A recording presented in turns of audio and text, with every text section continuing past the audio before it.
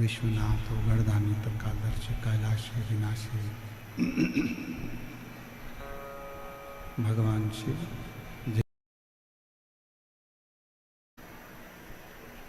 उन्हीं पावन पवित्र शिव महापुराण की कथा श्रवण करने का सौभाग्य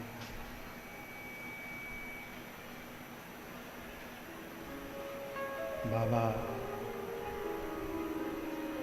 देवाधिदेव महादेव की कृपा से, उनकी करुणा, उनकी उदारता से कल जैसा साउंड करो, आवाज नहीं आ रही। भगवान शिव की कृपा से, करुणा से गला पकड़ रहा है। देवाधिदेव महादेव की कृपा, करुणा, उनकी उदारता से पवित्र पावन शिव महापुराण की कथा श्रवण करने का सौभाग्य बाबा देवाधिदेव महादेव की कृपा से, उनकी करुणा, उनकी उदारता से विद्याधर नगर स्टेडियम आयोजन समिति, विद्याधर नगर स्टेडियम आयोजन समिति, विद्याधर नगर स्टेडियम जयपुर। आवाज क्लियर नहीं आ रही है।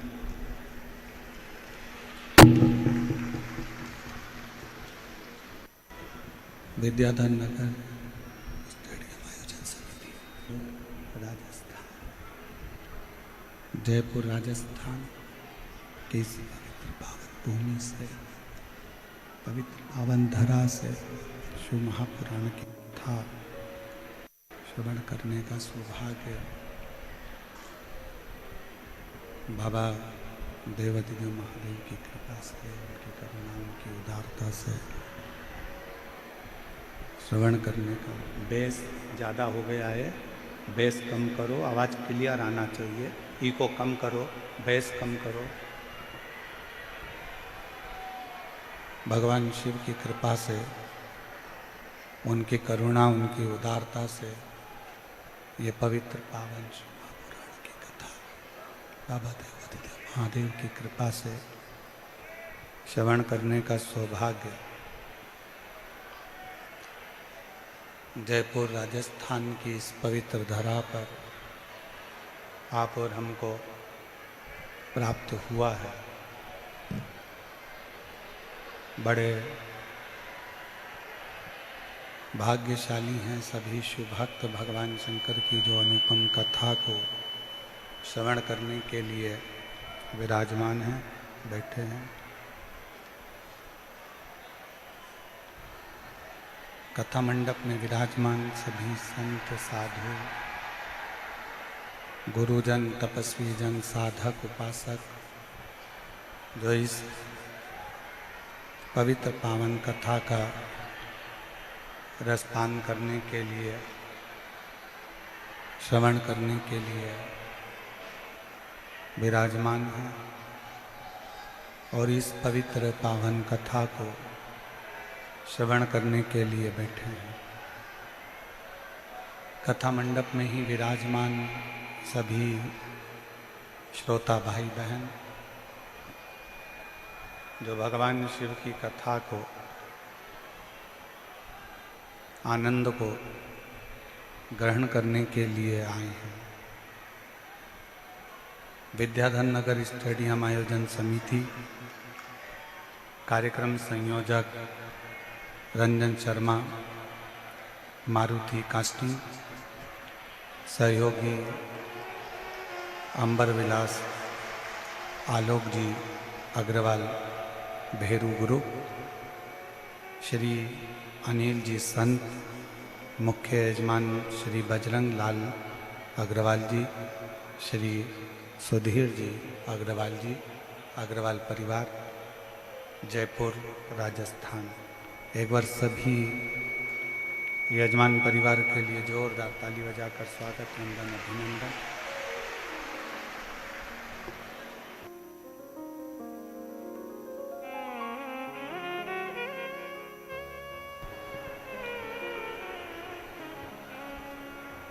भगवान शिव की कृपा से, करुणा से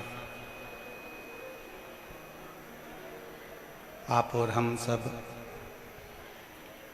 ईसर गोरा शिव महापुराण की कथा श्रवण करने के लिए विराजमान है। और तेरी कृपा बिना नहीं एक भी अणु लेते श्वास की कृपा से तनो तनो बखान क्या करूं मैं लाखों के ढेर का कपटी बहुत में है खजाना कुबेर का। हे गंगाधार मुक्ति द्वार ओंकार तू बोले ओंकार तू आयो शरण तिहारी शंभु तार तार तू। बखान क्या करूं मैं लाखों के ढेर का चपटी बहुत में है खजाना कुबेर का। हे गंगाधार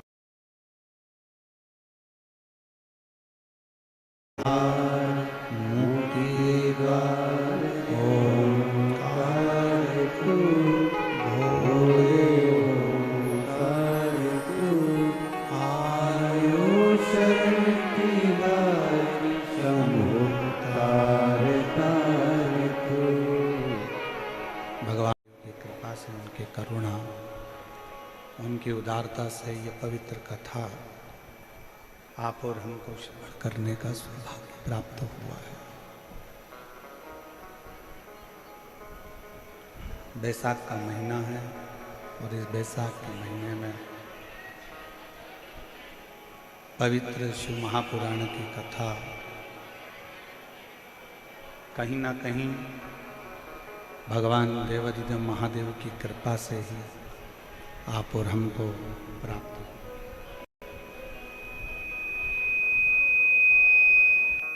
एक है विश्वास और दूसरे नंबर पर है भक्ति।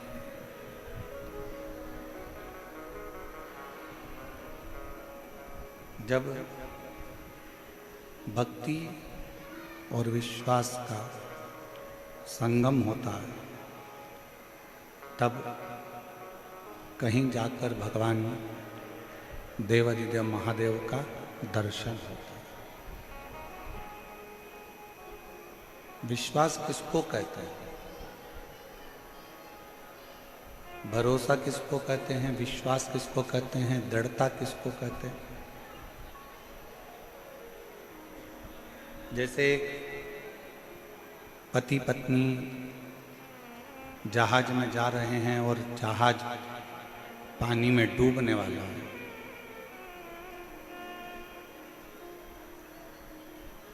और जहाज का जो मैनेजर है, जहाज को चलाने वाला जो पायलट है, वो कह रहा है कि इस जहाज को खाली कर दो, इसको छोड़ो।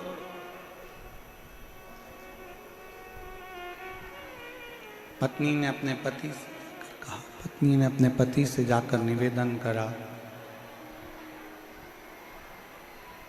पति से जाकर विनय करा कि देखो ये जहाज पानी में डूबने वाला है और सब अपने अपने बच्चों को, अपने अपने परिवार को, अपने अपने पत्नी को बचा रहे। आपका भी फर्ज है कि आप हमको बचाइए।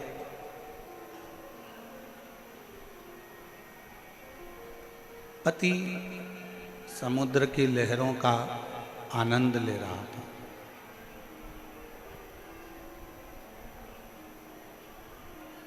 पत्नी फिर नीचे गई, फिर आई, फिर आकर बोली कि ये पूरा जहाज डूबने वाला है, बचाओ, नहीं तो मैं मर जाऊंगा। पति ने जेब में से बंदूक निकाली और बंदूक निकालकर पत्नी के सिर पर रखी और कहा, तू मरो मरो करती है, मैं तुझे अब भी मार देता हूं। एक क्षण की देरी नहीं होगी और तेरे प्राण छूट जाएंगे। पत्नी मुस्कुरा रही है, हंस रही है। पति ने पूछा कि तेरे सिर पर बंदूक रखी है और तू मरने वाली है और तू हंस रही है, मुस्कुरा रही है।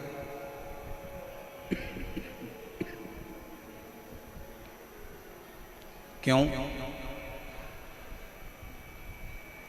पत्नी ने कहा कि मैं जानती हूं कि तुम मेरे पति हो और तुम मेरे पति हो तो तुम मुझे मार नहीं सकते। सिर पर बंदूक रखी है, खटका दबने वाला है और पत्नी कहती है कि मैं जानती हूं कि तुम मुझे मार नहीं सकते। पति कहता है जितना भरोसा तुझे अपने पति पर है, पति कहता है उतना भरोसा मुझे मेरे विश्वनाथ पर है कि वो मुझे डूबने नहीं दे सकते।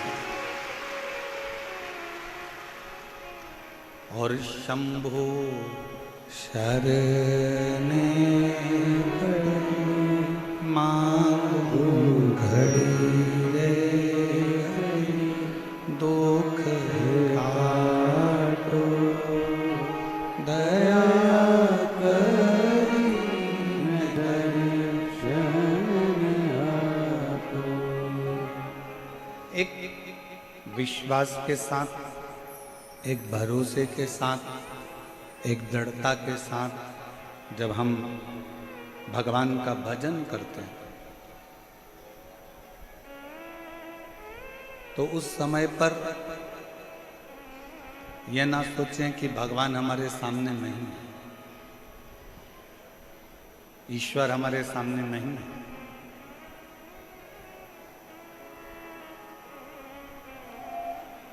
जब हम भगवान का भजन करें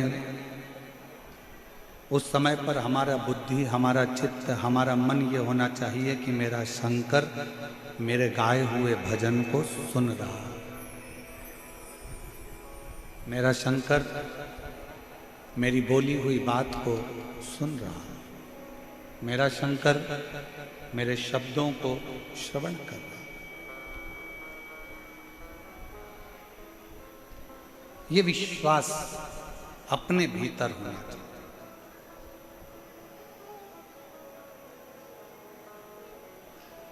एक दीप लगाते हो ना मंदिर में, भगवान के मंदिर में जाते हो, शंकर जी के मंदिर में दीप लगाने के लिए जाते हो, पशुपतिनाथ का व्रत करते हो और मंदिर में दिया लगाने के लिए जाते हो। 5 दिए मंदिर में प्रज्वलित करते हो, एक दिया घर के दरवाजे पर सीधे हाथ में प्रज्वलित करते हो, घर के द्वार के सीधे हाथ।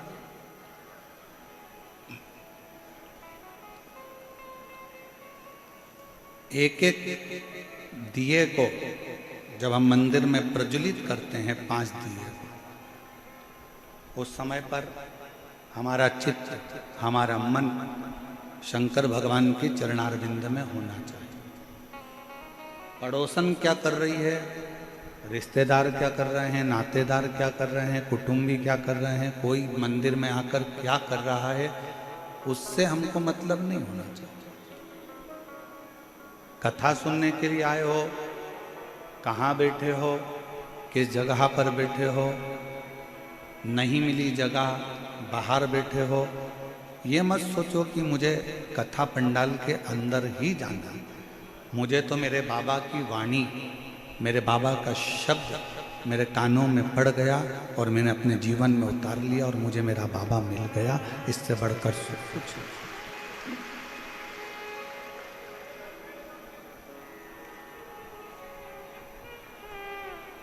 एक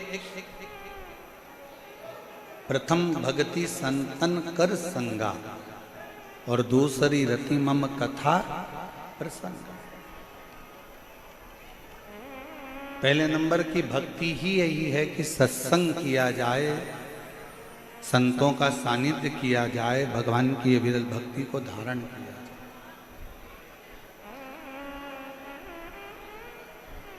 और हम तो जयपुर का इस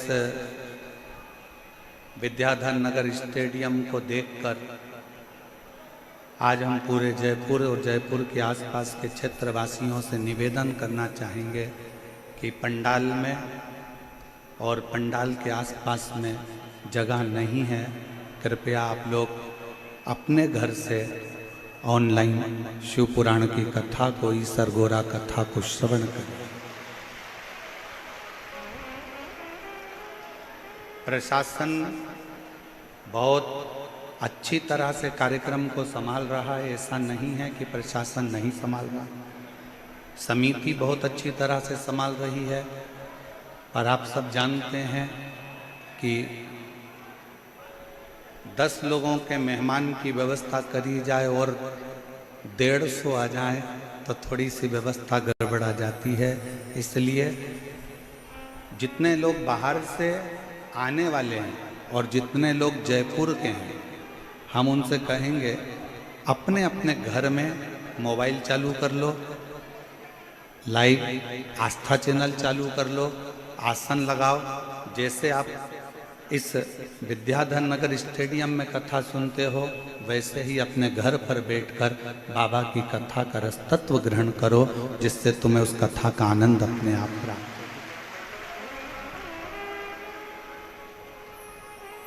कल कथा में सुना था, आप लोगों को बताया था कि एक जैन परिवार ने अपने बेटे के लिए आसन लगाकर टीवी के सामने कथा सुनी और उसका फल उसको मिला।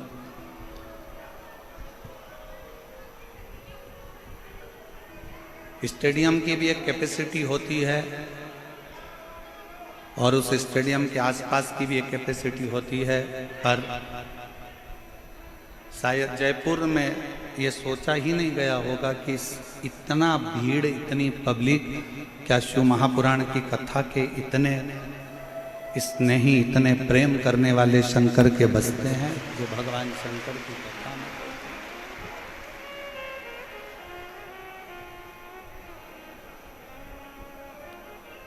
एक भरोसा शिव के प्रति,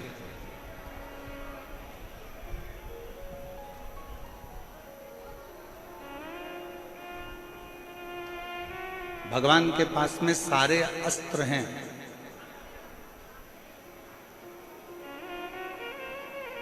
भगवान के पास में सारे शस्त्र हैं। ऐसा कोई अस्त्र और शस्त्र नहीं है जो मेरे भगवान के पास में नहीं। पर उन अस्त्र शस्त्र को पाने के लिए जैसे राम जी ने तप करा तो उनको पाशुपत्य अस्त्र मिल गया था, भगवान कृष्ण ने तप करा तो उनको पाशुपत्य अस्त्र मिल गया था। आप और हम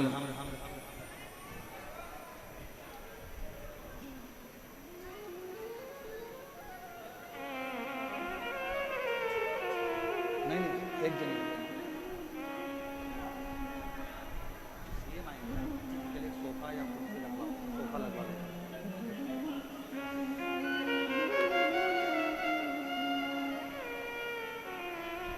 अस्त्र और शस्त्र भगवान के पास में है,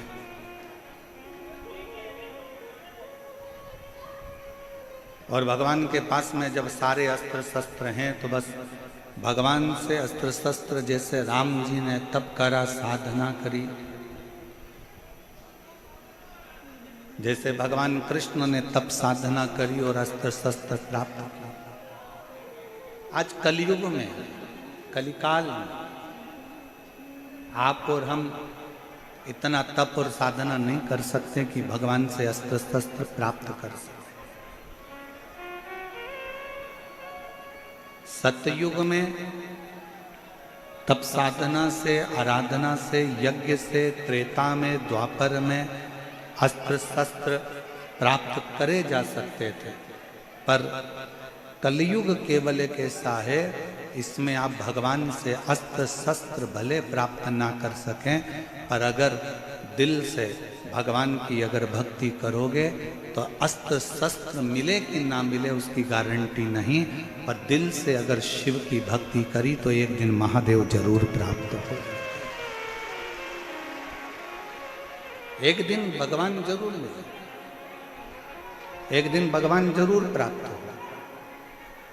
और मैंने तेरे ही भरोसे बाबा, तेरे ही भरोसे हवा में उड़ती जावांगी बाबा, डोर हंतो छड़ी कटी जावांगी भोले, मैं तेरी पतंग शंभो, मैं तेरी पतंग हवा बिच उड़ती जावांगी बाबा।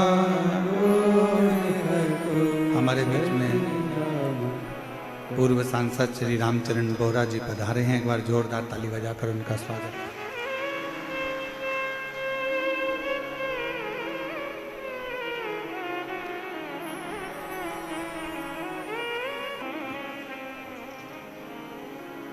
एक विश्वास, एक भरोसा, एक दृढ़ता, एक समर्पण। हम ये नहीं कहेंगे कि आपको कोई शस्त्र भगवान दे देगा या कोई अस्त्र भगवान दे देगा। महाभारत टीवी पर किस किस ने देखी है? हाथ उठाओ जरा, जिन्होंने महाभारत देखी हो टीवी पर। भगवान कृष्ण ने क्या करा? भगवान कृष्ण ने अपनी जितनी सेना थी वो कौरव को भी दे दी और पांडव को भी दे दी।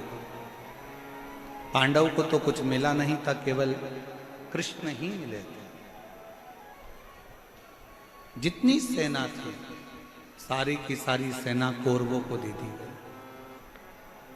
कौरव को दे दी। और पूरी सेना जब कौरवों को प्राप्त हो गई, अस्त्र शस्त्र सारे के सारे दे दिए गए, भगवान कृष्ण अपने पास में कुछ नहीं रखे और भगवान कृष्ण रथ पर चढ़ गए और कह दिया कि मैं युद्ध नहीं लड़ूंगा, मैं केवल तुम्हारा रथ हाँपूंगा, केवल रथ हाँपूंगा, केवल इस रथ को मैं चलाऊं, इसके सिवाय मैं कोई काम नहीं करने वाला, इसके सिवाय मैं कोई युद्ध नहीं लड़ने वाला।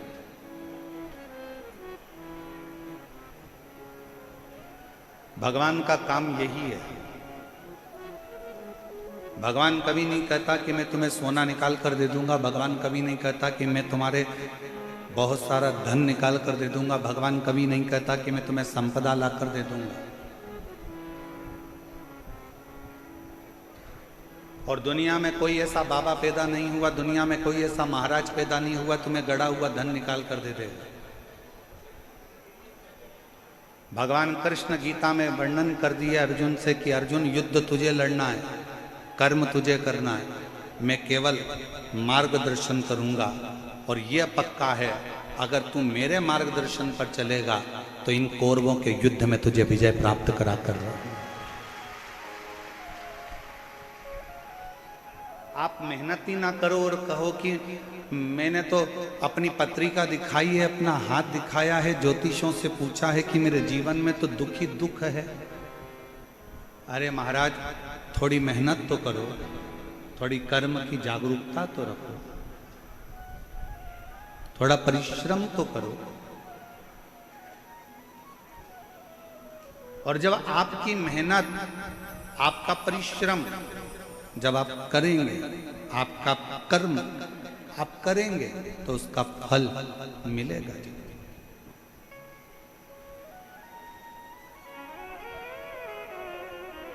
आप मेहनत ही ना करो और सोचो कि मेरी दुकान चलती रहे और दुकान 10 बजे खोल रहे हो, 12 बजे खोल रहे हो, 1 बजे खोल रहे हो, शाम को 5-6 बजे जल्दी जल्दी के चक्कर में विराम दे रहे हो। जितना परिवार से प्रेम करते हो, जितना पत्नी से प्रेम करते हो, जितना बच्चों से प्रेम करते हो, उतना अपने कर्म से भी प्रेम करो, अपनी मेहनत से भी प्रेम करो और अपने परिश्रम से भी।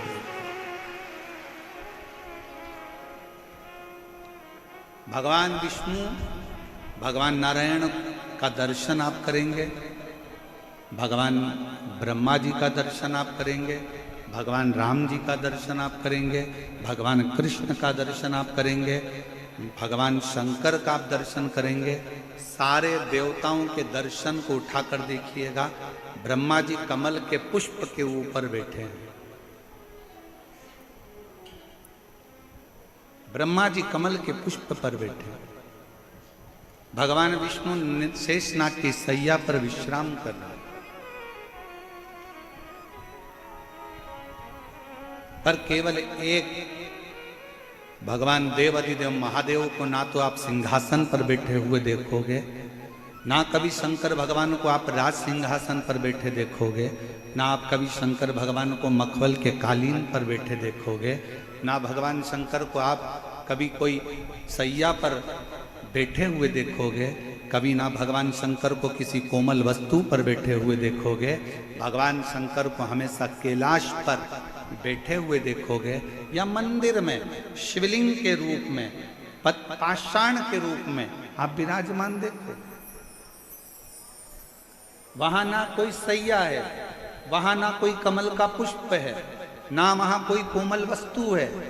शंकर भगवान पर्वत पर कैलाश पर बैठे हुए हैं और वहां ना कोई कोमलता है, ना कोई कम्मल है, ना कोई गदी है, ना कोई तकिया है, ना कोई मखमल है। मेरा शंकर भगवान उस पाषाण पर, उस पत्थर पर, उस कैलाश पर्वत के एक टुकड़े पर बैठे हुए।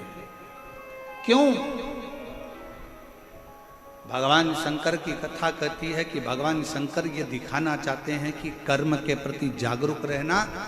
ये दुनिया बड़ी कठोर है और इस कठोर दुनिया में आपको केवल आगे बढ़ते जाना है।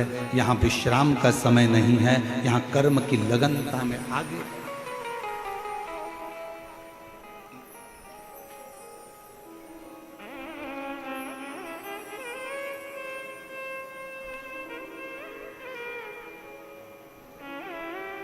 वो एक लाइन आप लोग गुनगुनाते हो कई बार, दुनिया बनाने वाले क्या तेरे मन में समाई तूने काहे को दुनिया। किस लिए? आपका और हमारा जन्म क्यों हुआ? आप और हम क्यों पैदा हुए? आप और हमारे जन्म का कारण क्या है? आप और हमारे जन्म का केवल एक कारण है कि पूर्व में जो हमने कर्म करा है उसका भोग भोगना,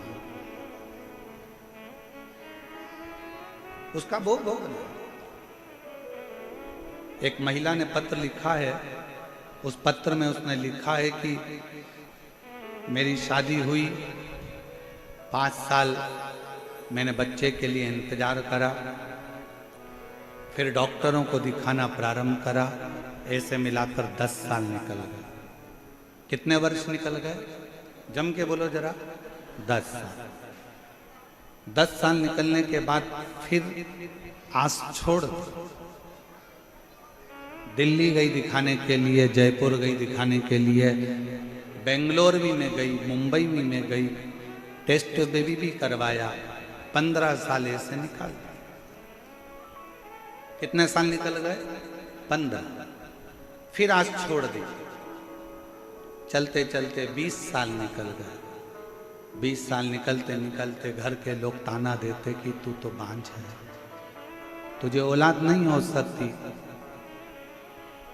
तेरी औलाद नहीं पैदा कर सकती, तू बांझ है। 25 साल निकल गए, ताने सुनते सुनते सुनते सुनते, अपशब्द सुनते। 28 साल निकल गए, 29 साल निकल गए, 30 साल निकल गए। विचार करती रही अब किससे कहे। जब 28 साल शादी के निकल गए, तब उसने 28वें वर्ष में टीवी को चलाते चलाते उसने कहीं रिमोट से ढूंढती चलती शिव पुराण की कथा मिल गई और उसने दिल लगाकर सुनी और विचार करा कि अगली कथा कब आएगी। टीवी के सामने उस अगली कथा का इंतजार करती रही और अगली कथा टीवी के सामने अपने पति को साथ बिठाकर सुनती रही।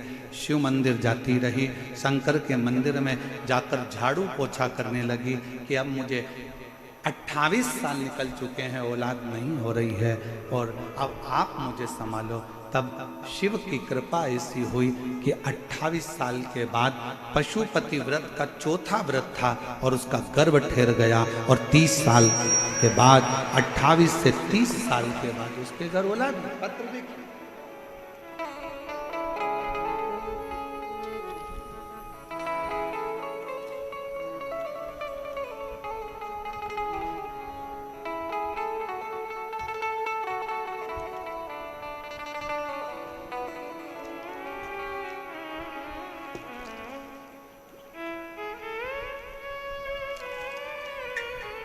मेरा नाम अलका गुप्ता है, पति का नाम दयाराम गुप्ता है। मैं अलवर राजस्थान से आया। कहीं बैठी हो तो हाथ हिला सकती हैं, कहीं बैठी हो तो हाथ हिला सकती हैं, और अगर आई हो बच्चे को लेकर तो आ सकती हैं। मेरे बाबा, मैं क्या वर्णन करूं शिव महापुराण की कथा का। जब सारे रास्ते बंद हो गए, 28 साल निकल गए, तब कौन आस करेगा कि औलाद भी हो सकती है। पर मेरे बाबा की कृपा से पहली बार मैंने टीवी को बदलते बदलते आपकी कथा को सुन लिया। कथा सुनकर मंदिर जाना प्रारंभ कर दिया, झाड़ू लगाती, पोछा लगाती।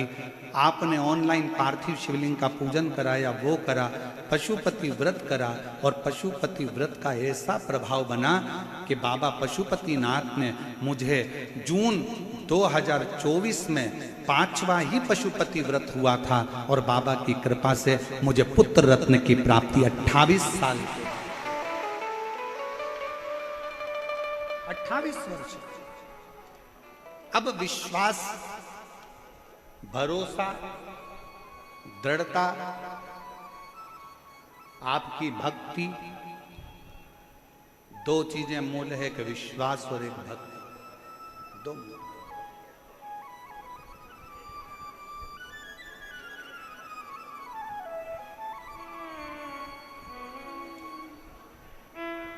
हमारे बीच में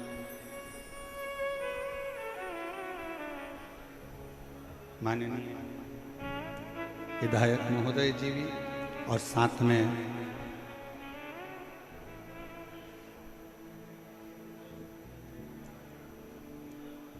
विधानसभा अध्यक्ष वासुदेव देवनानी जी और साथ में हमारे विधायक महोदय श्री वाल्मीकि जी भी पधारे। एक बार जोरदार ताली बजाकर स्वागत वंदन।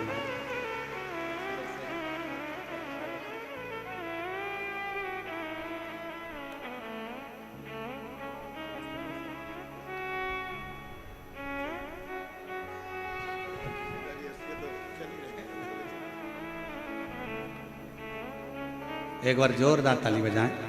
माननीय विधानसभा अध्यक्ष श्री वासुदेव देवनानी जी हमारे बीच में पधारे हैं। एक बार जोरदार ताली बजाकर उनका स्वागत। और हमारे बीच में माननीय विधायक महोदय श्री महंत श्री वाल्मीकि जी पधारे हैं। एक बार जोरदार ताली बजाएं। बड़े सहज, सरल और आनंदित, एक युवाओं को सनातन धर्म की ऊर्जा देने वाले, जोरदार ताली बजाकर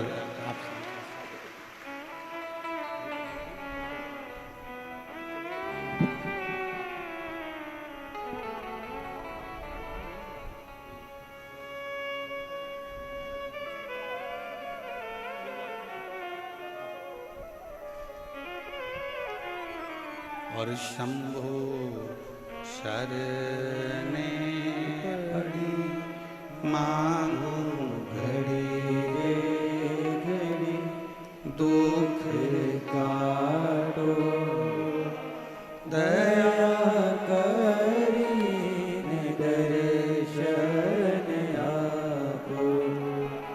शंभो शरणे पड़ी मांगो घड़ी घड़ी दुख काटो दया करीने दर्शन कथा कर रही है। एक विश्वास और एक भक्ति, दोनों। कितनी भी भक्ति कर लो, अगर विश्वास नहीं है ना तो उस भक्ति का कोई फल नहीं।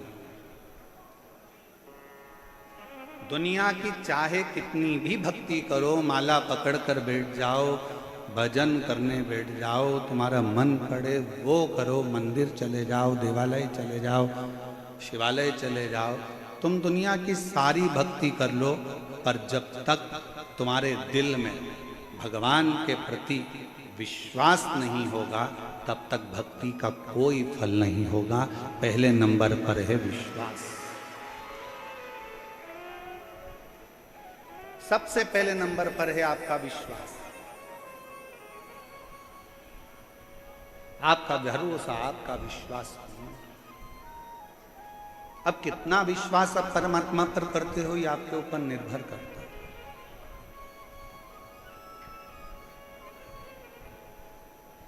मेरी जीजियां जितनी बैठी हैं जयपुर की और मेरे जीजा जितने बैठे हैं जयपुर के, ईमानदारी से बोलना, एक बच्चे के लिए आप कितने साल इंतजार कर सकते हो? 5 साल, 6 साल, 10 साल, 8 साल, 7 साल, 9 साल, 12 साल, क्या 30 साल तक बच्चे का इंतजार कर सकते हो? बोलो री जीजियों, सही बताना ईमानदारी से, क्या 30 साल तक आप अपने बच्चों का इंतजार कि मेरी बहू के घर, मेरी लड़की के घर में बच्चा 5 साल, 10 साल, 8 साल, देवरानी क्या नहीं हुआ, ननन क्या नहीं हुआ, इतने साल नहीं हुआ, उतने साल, तो कितने साल इंतजार करते? 30 साल में कोई आस भी नहीं लगा सकता और भरोसा भी नहीं कर सकता कि औलाद होगी। 30 वर्ष और 30 वर्ष बाद अगर भगवान, इसलिए फिर निवेदन करेंगे, जब शिव के मंदिर में 1 लोटा जल चढ़ाने के लिए जाओ, 2 चीजें जरूर मांगना। बाबा, किसी स्त्री की गोद कभी खाली मत रखना और किसी पुरुष की जेब कभी खाली मत रखना।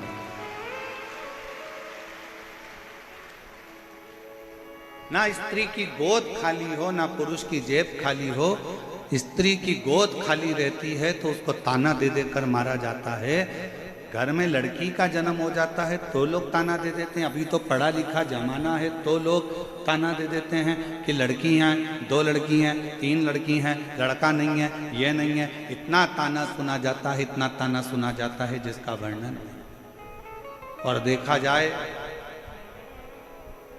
लड़का भाग्य से होता है और लड़की सौभाग्य से होती है। भाग्य का 100 गुना करो तब बेटी। भाग्य को 100 गुना कर दिया जाए तब बेटी का जन्म होता है। और बेटी का जन्म जब होए ना, सबसे ज्यादा खुशियां मनाना जी, बहुत खुशी। कितनी सुंदर शिव महापुराण की कथा कर रही है, जरा ध्यान करना। भगवान शंकर के घर में गणेश जी महाराज भी थे, भगवान शंकर के घर में षडानंद कार्तिकेय भी थे। पर जब भगवान शंकर अपनी लड़की का जब कन्यादान कर रहे थे, अभी आप लोग 11 मई से 17 मई तक गुमला झारखंड से शिव महापुराण की कथा जो 2 बजे से 5 बजे तक सुनोगे ना, उसमें आप कथा में सुनोगे शंकर भगवान ने अपनी 6 लड़कियों की जब शादी करी, जया, विषहरा, शामरीबारी, दौतली, देव, अशोक सुंदरी, भगवान शंकर ने जब अपनी 6 बेटियों की शादी करी तो कन्यादान में क्या दिया? शंकर भगवान ने जब अपनी बेटियों की शादी करी, कन्यादान। एक साधारण पिता अपनी बेटी के विवाह में क्या दे सकता? मैं निवेदन करूं, जितने श्रोता भाई बहन अगर आस्था चैनल पर इस कथा को सुन रहे हैं, यूट्यूब फेसबुक पर सुन रहे हैं, और आप सब पंडाल में बैठकर जयपुर की इस पावन प्रांगण में अगर सुन रहे हो, तो गुमला झारखंड में जो 11 मई से 17 मई तक कथा होने वाली है 2 बजे से 5 बजे तक, उसमें प्रत्येक बेटी उस कथा को जरूर सुनना, क्योंकि आप भी शंकर भगवान की बेटी हो। जब वो 6 बेटी का विवाह कर सकते हैं तो आप कभी कर सकते हैं। वो 6 बेटी के दामादों को निभा सकते हैं, 6 बेटी के परिवार को निभा सकते हैं, तो आपके परिवार को भी निभा सकते हैं। उस कथा का स्मरण करिए, उसको समझिए।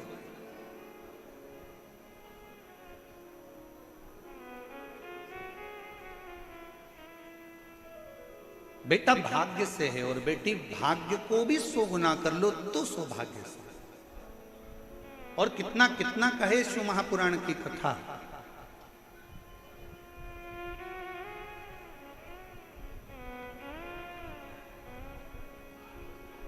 बिंदु के प्राण छूट गए थे,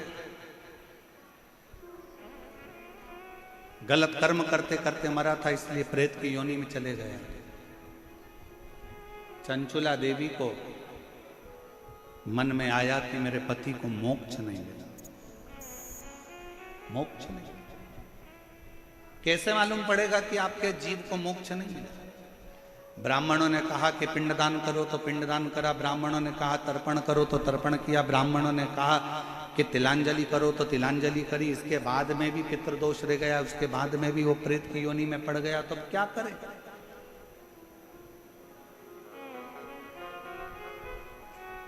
इसलिए सारी समस्या का हल जम के बोलो जरा, एक लोटा जल। बोल बम का नारा है, श्री शिवाय नमस्ते। इसलिए एक लोटे जल की महत्वता कही है। पति के लिए तिलांजलि कर दी, पति के लिए तर्पण कर दिया, पति के लिए सारा कार्य कर दिया। तुमने भी अपने पूर्वजों के लिए, अपने पितरों के लिए कितना कितना करा। ऐसा कोई नहीं है जिसने नहीं करा।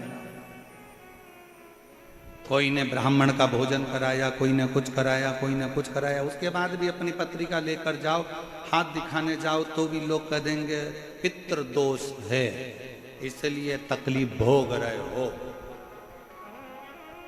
फिर भी लोग कह देंगे कि पितृ दोष है इसलिए कष्ट भोग रहे। पर ना भाई, शिव महापुराण की कथा कहती है, एक बात अपने अंदर उतार कर रखना, अगर जीते जी अपने माँ बाप की, जीते जी अपने माता पिता की सुन लोगे, जीते जी अपने माँ बाप की जो पसंद का भोजन है वो बनाकर खिला दोगे, जीते जी उनका आदर कर लोगे, सम्मान कर लोगे, जीते जी उनका आदर सम्मान में लगे रहोगे, तो फिर मरने के बाद तुम्हें पूड़ी भजिया पकोड़ा खीर खिलाने की जरूरत नहीं पड़ेगी, वो जीते जी ही पर। आप और हम आज के समय में माँ बाप का सम्मान जीते जी नहीं कर पाते, माता पिता का आदर नहीं कर पाते, सत्कार नहीं कर पाते, और उसी का भोग बाद में भोगना पड़ता है कि हम लोग दुखी हो जाते हैं।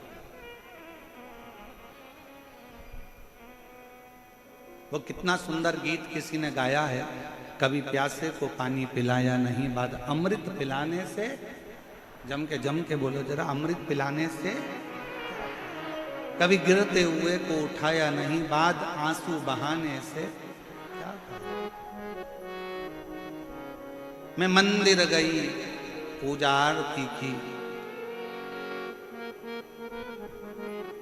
कभी माँ बाप की सेवा करी ही नहीं, फिर पूजा रचाने से कौन सा लाभ?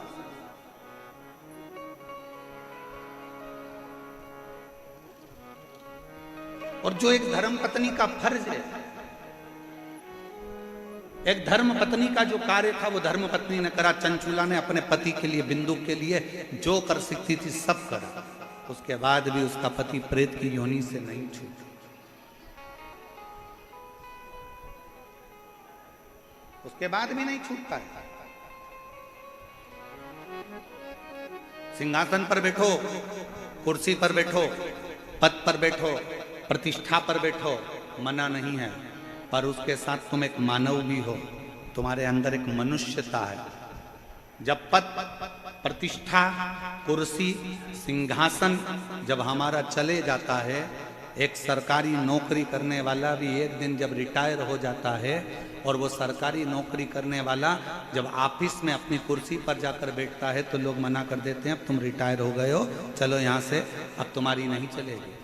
जब तक तुम्हारा सिग्नेचर काम कर रहा है, जब तक तुम्हारे पास में कुर्सी है, सिंहासन है, पद है, प्रतिष्ठा है, उसका सदुपयोग करो। जिस दिन सिंहासन से नीचे उतर जाओगे तो तुमने किसी गरीबड़े के लिए, तुमने जनमानस के लिए, तुमने साधारण व्यक्ति के लिए जो अच्छा करा होगा ना, वो अच्छाई एक ना एक दिन सिंहासन से नीचे उतरने के बाद तुम्हारे सामने आकर खड़ी हो जाएगी कि तुमने ये किया। वो तुम्हारे सम्मुख में आए। हिम्मत बुरे कर्म कर बंदे वरना पछताएगा, भगवान की आंखों से तू बच नहीं पाएगा, तू बच नहीं पाएगा। अरे ओ अज्ञानी मत कर नादानी, अरे ओ अज्ञानी मत कर नादानी। तेरे कर्म का फल भी तू ही पाएगा, जैसा किया तूने तेरे आगे आएगा। मत बुरे कर्म कर बंदे वरना पछताएगा, भगवान की आंखों से तू बच नहीं पाएगा, तू बच नहीं पाएगा। सबसे पहले आप मानव हो, आप मनुष्य हो। दिया किसने?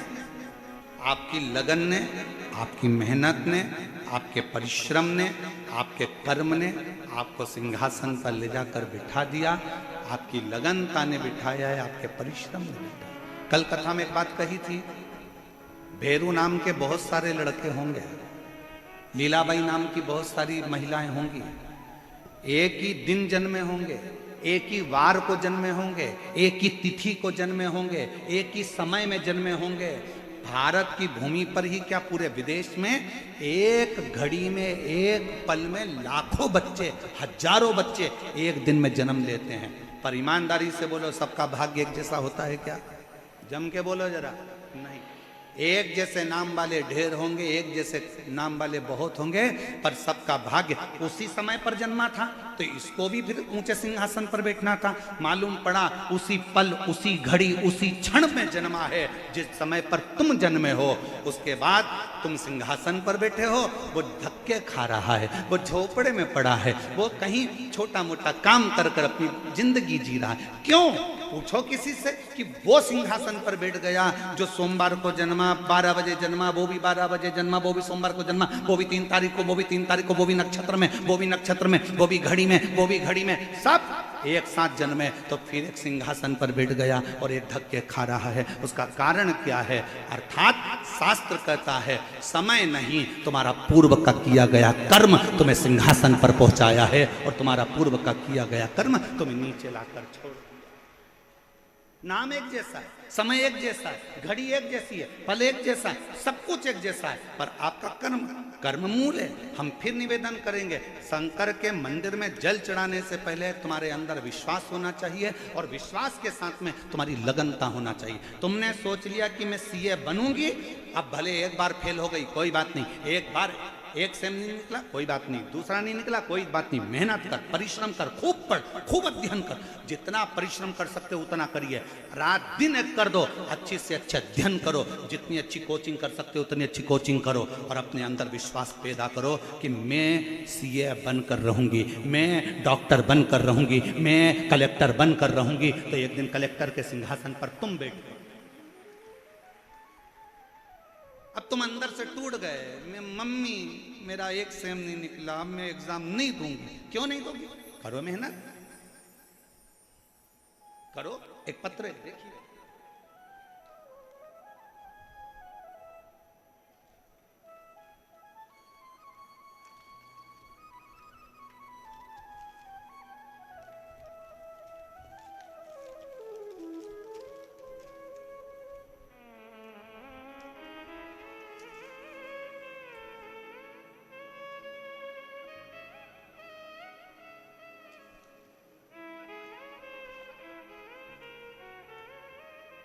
मेरा नाम हेमवती, पत्नी श्री शेर सिंह, राजस्थान भरतपुर से हूँ।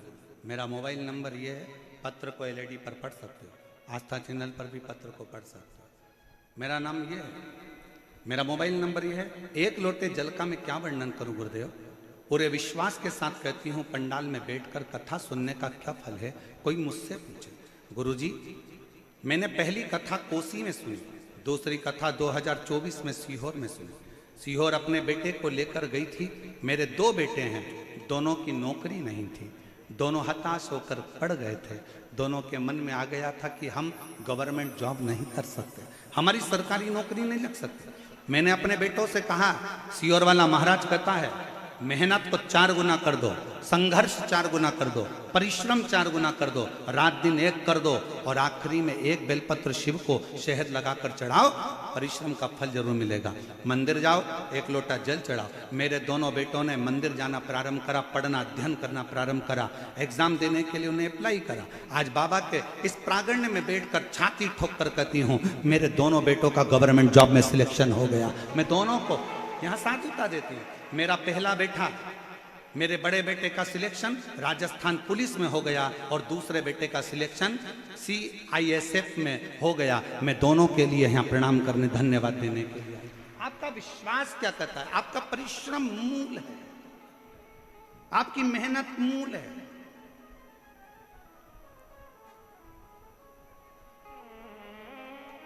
मंदिर में दीप जलाओ ना जलाओ कोई बात नहीं है, पर किसी का दिल ना दुखाइए।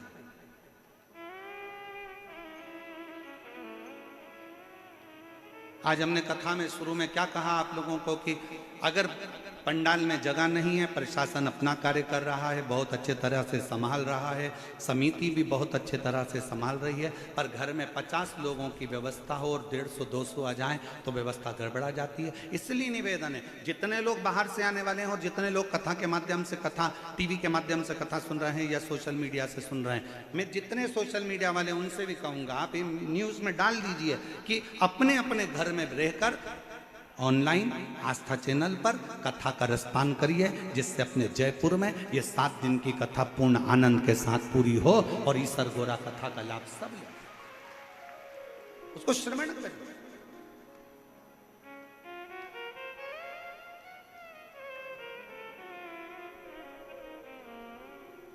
शायद किसी को नहीं मालूम था कि इस पिंक सिटी की शिव महापुराण की कथा वास्तव में पिंक सिटी जैसी हो जाएगी। किसको मालूम कि इतना जन समुदाय, इतना अपार समुद्र शिव भक्तों का पहुंच जाएगा। लिए बेद ताने ताने, शायद ये नजारा आपको कहीं देखने को नहीं मिला होगा जो शिव महापुराण की कथा में देखने को मिला। अपने अपने घर से श्रवण करो, ऑनलाइन श्रवण करो, आस्था चैनल पर श्रवण करो, नई जगह उसको सुन। विश्वास, भरोसा, आपकी दृढ़ता और आपके कर्म की लगनता आपको फलीभूत करेगी। कितना भी किसी को हाथ दिखा लेना, उसका नाम काल अधिपति है। समय उसने बनाया है, नक्षत्र उसने बनाया है, घड़ी उसने बनाई है, पल उसने बनाया है, उसका नाम काल अधिपति महाकाल है। महाकाल का मतलब क्या? जिसने काल बनाया। अब फिर निवेदन जो हमने पहले कथा में कहा था, आज फिर कह रहे हैं, तुम्हारी घड़ी खराब हो गई, कपड़े वाले की दुकान पे जाके सुधर जाएगी क्या? अरे जम के तो बोलो, उधर से आवाज आना चाहिए, सुधर जाएगी? नहीं। घड़ी खराब हो गई, बर्तन वाले की दुकान पर ले जाओ, सुधर जाएगी? इधर वाले बोलो जम के जरा, नहीं सुधरेगी। घड़ी को कहां ले जाना पड़ेगा? घड़ी वाले की दुकान पर। और घड़ी वाला है कौन? घड़ी वाला एक ही है जिसने पल, घड़ी, नक्षत्र, समय बनाया, उसका नाम काल अधिपति महाकाल है। शंकर के शरण में जाना चालू कर दो, घड़ी सुधर, समय सुधरेगा, समय सवरेगा।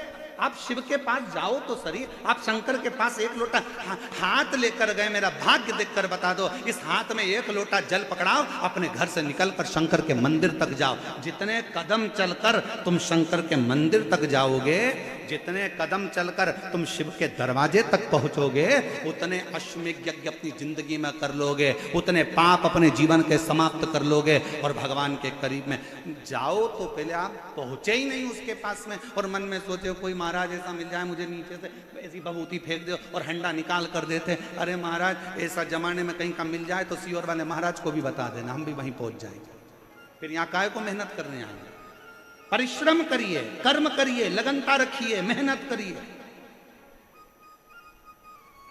दुनिया में किसी की सामर्थ्यता नहीं है कि आपके भाग्य को कोई पलट दे, उसकी सामर्थ्यता केवल आपके पास में है। आप अपने भाग्य को पलट सकते हो, पलट सकते हो।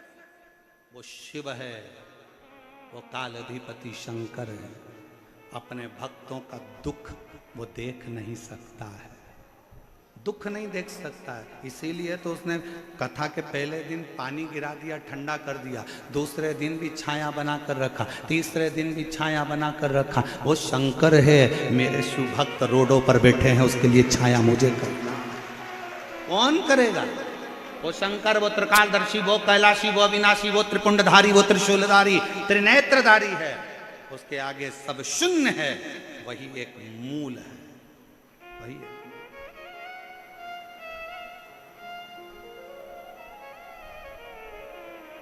आप कितना भजन कर रहे हैं शिव का? आपका भरोसा, आपका विश्वास, आपकी दृढ़ता क्या कर? और हम तो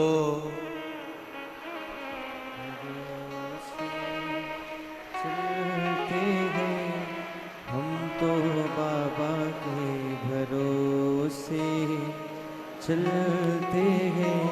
हे जयपुर की जीजियों, मेरे जयपुर के जीजाओं, मेरी बेटियों, बेटाओं, मेरी माताओं, मेरे भाई, मेरे पिता तुल्य बुजुर्ग, सब बोलो, हम तो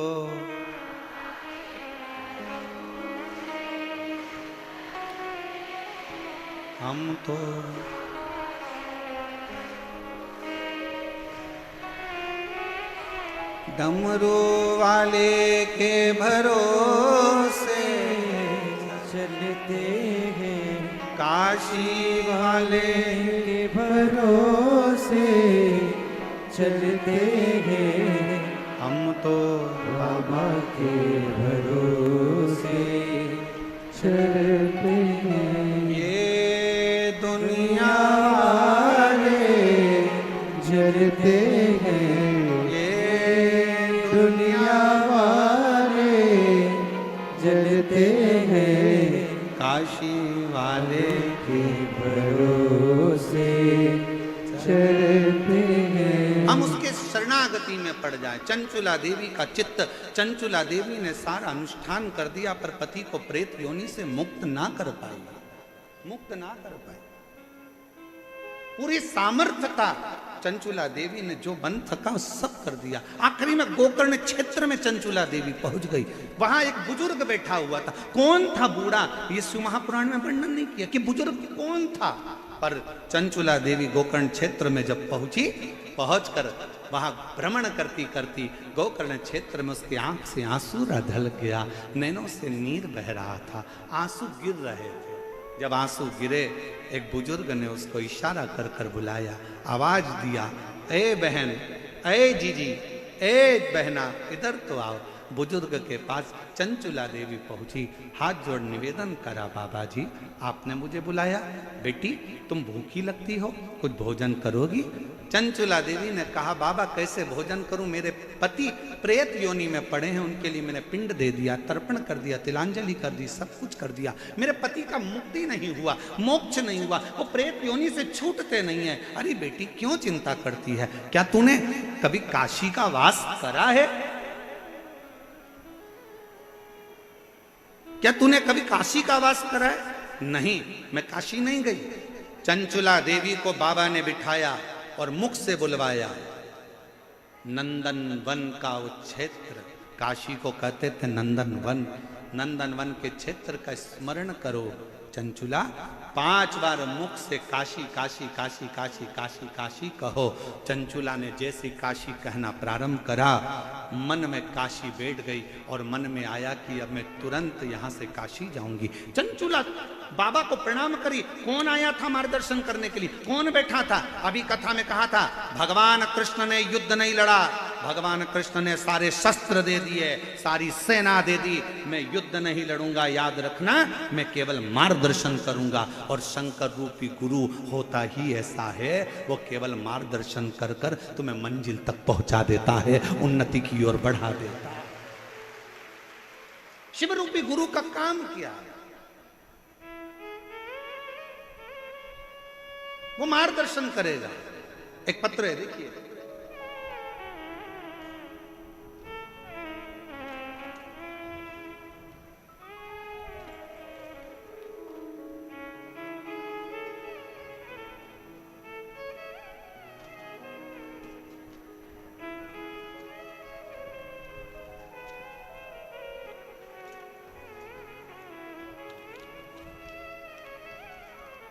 लीला ददीच, पति का नाम पूनम चंद ददीच। कहीं बैठे हों तो हाथ हिला सकते हैं। मोबाइल नंबर मेरा ये है, जालरा तालाब, भाटीपुरा, मकराना, कुचामन, डीडवाना से आई हूँ। डीडवाना से यहाँ पहुँची और इसी कथा के पंडाल में एक कोई शिव भक्त, जिसके बहुत दिनों से कोई काम था, नहीं हुआ था, वो भी अजमेर से पैदल चलकर 150 किलोमीटर दूर से यहाँ पहुँचा है। हम उसका पत्र तो इन पत्रों में कहीं फंसा हुआ है, पर वो यहाँ कहीं भी बैठा है, हम उसको बुलाएंगे कथा के विराम पर जरूर। गुरुजी, मेरे पास कोई शब्द नहीं है, मेरा बेटा 13 साल का है। 2022 में उसके गले में गठान हो गई, जिसका नाम शुभम ददीच है। उस गठान के इलाज के लिए हम बहुत सारे डॉक्टरों के पास गए, लेकिन हम सब जाते थे, वह उन डॉक्टर उसको देखकर ऑपरेशन का बोलते थे। फिर मेरी बहन ने बताया कि सीहोर वाला महाराज टीवी पर कथा करता है, आस्था चैनल पर शिव पुराण आती है, आसन लगाकर अगर सुनी जाए और शिव जी पे 1 लोटा जल चढ़ाने का बोलता है, वही जल का आचमन करने का बोलता है। पहले कथा सुनो, बेटे को कथा सुनाई। डॉक्टर ने कह दिया इसका ऑपरेशन करना जरूरी है, गठान निकलेगी, वो जांच के लिए जाएगी दिल्ली या मुंबई, मालूम पड़ेगा कि इसमें क्या है। और डॉक्टर ने शंका बता दी थी कि इसको कौन सी बीमारी हो सकती है। हम लोग घबरा गए, 13 साल का बेटा है, कैसे क्या करें। तब हमने पहली बार अपनी बहन के कहने पर शिव जी पर जल चढ़ाना प्रारंभ करा। आपकी कथा आस्था चैनल पर आती है, मेरे बच्चे को सुनाना प्रारंभ करिए। बेटे ने खेलना बंद कर दिया, 13 साल का लड़का खेलने नहीं जाता, आसन लगाकर कथा सुनता। मम्मी, खाना निगलने में बहुत दर्द होता था बच्चे को, पानी निगल नहीं पाता था बेटा, गले में अड़ जाता था, रोता था, चिल्लाता था। शुभम बेटा मेरा हमेशा चिल्लाता, मम्मी खाते नहीं बनता, पानी निगलते नहीं बनता, मेरा गला तकलीफ दे रहा है। ऑपरेशन की तारीख नजदीक में आए, बाबा का भरोसा कर कर शिव जी के मंदिर में बेटे को ले जाती, जल चढ़ाती, बेटे से कहती झाड़ू लगा, पोछा लगा। जल चढ़ा हुआ नंदी के पास बैठकर पी। मेरे बच्चे शुभम ने नंदी के पास बैठकर जल पीना प्रारंभ करा, चढ़ी हुई बेलपत्र को खाना प्रारंभ करा। पहले तो उसके मुंह में छाले आ गए, फिर दूसरी बार में उसको दर्द होने लगा, जलन होने लगी, और तीसरी बार में एक दिन चिल्लाकर कहा माँ बहुत दर्द हो रहा है। जानकर फिर जल वापिस पिया, और फिर धीरे धीरे जब दर्द समाप्त हुआ, डॉक्टर को दिखाने जयपुर आए। डॉक्टर ने कह दिया इसको ऑपरेशन की जरूरत नहीं है, इसके गले में जो गठान थी वो पूरी गल चुकी है, इसके गले में जो गांठ थी वो पूरी गल चुकी है, अब इसको ऑपरेशन की जरूरत नहीं है। शिव तत्व किसको कहते हैं? आपका विश्वास मूल है, सर्वप्रथम है आपका भरोसा। आज यहाँ किसके भरोसे पर आए? सीहोर वाले महाराज के भरोसे पर, समिति के भरोसे पर, किसी दूसरे के भरोसे पर नहीं। यहाँ कथा सुनने के लिए उस देवाधिदेव महादेव के भरोसे पर आए हो कि मेरा शंकर है, उसकी आश्रितता, उसका भरोसा। और दुनिया पर भरोसा करोगे तो एक दिन टूटने वाला है। मेरे शंकर पर अगर भरोसा करा तो वो छूटने वाला नहीं है। किसी व्यक्ति पर भरोसा नहीं करना। सीहोर वाले महाराज पर तो बिल्कुल भी भरोसा मत करना। रत्ती भर भी मत करो, आप तो उस पे करो जिस पे सियोर वाला महाराज भी भरोसा करता है, तो भरोसा टूटने वाला नहीं।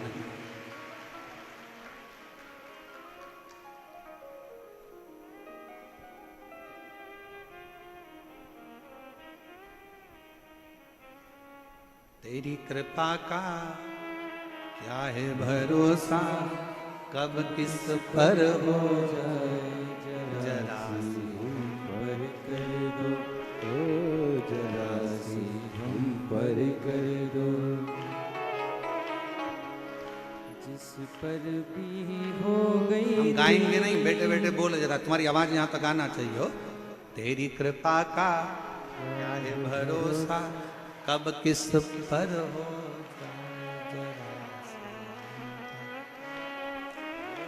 जरा सी हम पर कर दो। जिस पर भी हो गई तेरी करुणा कृपा वो भव पार हुआ, भव पार हुआ। पापी हो चाहे जितना उसका भी बाबा उद्धार हुआ, उद्धार हुआ। गिद्ध अजामिल गणिकार ठाणे, गिद्ध अजामिल गणिकार ठाणे, अब है हमारी बारी थोड़ी सी हम पर कर दो, जरा सी हम पर कर दो। तेरी कृपा का क्या है भरोसा, कब किस पर हो जाए जरा सी हम पर कर दो। बस थोड़ी सी, ज्यादा नहीं। कृपा की ना होती जो आदत तुम्हारी, तो सुनी ही रहती अदालत तुम्हारी। गरीबों के दिल में जगह तुम ना पाते, तो किस दिल में होती इबादत। उसके आश्रित। आज एक बात कहना चाहेंगे, जयपुर की इस धरा पर जब कथा लेने के लिए सीहोर में ये समिति आई थी ना, तो उन्होंने कहा था कि गुरुजी, हमारे यहाँ का एक कल्चर है कि सभी लोगों के लिए सोफे लगाना पड़ते हैं। हमने कहा कितने भी लगा लो, एक दिन पूरे हटाना पड़ते हैं, ये निश्चित है।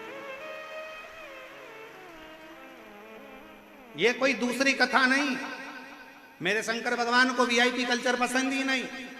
सब देवताओं की शादी में देवता गए थे, शंकर की शादी में रुद्रगण और डाकनी पिशाचिनी चुड़ैल और भूत गए। भयंकर। लोगों को समझ में ही नहीं आता, यहां से रोको दूसरी जगह से घुस जाते हैं। भूतों को पता थोड़ी ना होता है कि कहां से जाना है। उसको तो एंट्री गेट भी नहीं मालूम और एग्जिट भी नहीं मालूम। उसका तो बस मन है, हम तो बाबा के भरोसे चलते हैं। उसको ज्ञात ही नहीं है कि कहां से, चलो उधर से जाना, उधर गए तो क्या उधर से जाना, उधर गए तो क्या उधर से जाना, उधर गए तो क्या उधर से जाना। अब उसने सोच लिया किधर से जाना, अब हमको मालूम है, अब हमको मालूम है किधर से। आधे से ज्यादा तो पूरे जयपुर वाले सोच रहे होंगे ये आए कहां से। इनको देख देख कर आधा टेंशन है कि आए कहां से, कहां से आ गए। हमारे जयपुर के लोग तो बड़े वीआईपी कल्चर वाले, एसी से बाहर नहीं निकलते, डनलप के गद्दे से बाहर नहीं, सोफा चाहिए और पूरी व्यवस्था के साथ। चलते भी हैं तो पंखा साथ। अब यहाँ ये और अच्छे अच्छे घर के भी फोन लगाकर बोलेंगे हमारी आगे व्यवस्था कर देना। अब उनको क्या मालूम कि ये शंकर जी की कथा है, और अगर शंकर जी से कह दिया कि इसकी आगे व्यवस्था कर देना तो ले जाना तो पड़ोसन को ले जाएगा तुझे। क्या आगे व्यवस्था कर देना। ये शिव है, शिव। अकाल मृत्यु वो मरे जो काम करे चंडाल का, काल उसका क्या बिगाड़े जो भक्त हो मां काल का। जो शंकर का है, जो पूरी जयपुर नगरी मेरे शिव की है। और ये कथा कोई समिति नहीं करा रही है, ये कथा कराने के लिए मेरे गोविंद देव भगवान ने बुलाया है, गोविंद देव जी ने बुलाया। कथा करना है, मुझे सुनना है, मुझे, कोई दूसरा नहीं सुन रहा है। कथा शंकर की, कृष्ण राधा रानी गौ के साथ आनंद से बंसी का नाद करते हुए सुनते हैं, वो सुनते। चंचुला देवी काशी पहुंच गई। काशी में जाते से मार्गदर्शन कौन करे चंचुला को? तो मार्गदर्शन करने वाला तो केवल देवाधिदेव महादेव बुजुर्ग का रूप रखकर बैठ गए। भगवान का काम ही यही है, मार्गदर्शन करना, आपको बताना कि आपको कैसे जीवन में जीना है, कैसे आगे चलना है, कैसे अपनी जिंदगी की दिनचर्या को जीना है।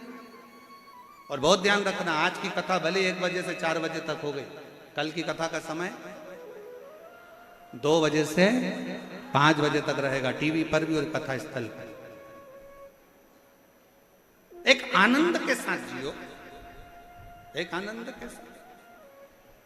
महाराज साथ में बोलिएगा, जिस विनय को करने के लिए अपने मन से बाबा को अपने हृदय से पुकार, दिल से विनय, जहां जगह मिले वहां बैठ जाओ, साथ में बोलिएगा। जिस विनय को करने के लिए सारी दुनिया के लोग कथा के पंडाल में पहुंचते हैं, उसी विनय को हृदय से प्रार्थना करिए और आप और हम सब मिलकर बाबा से विनय करें। आपकी आवाज़ व्यासपीठ तक आए, व्यासपीठ और आपकी आवाज़ शिव तक जाए, इस भाव से विनय करिए।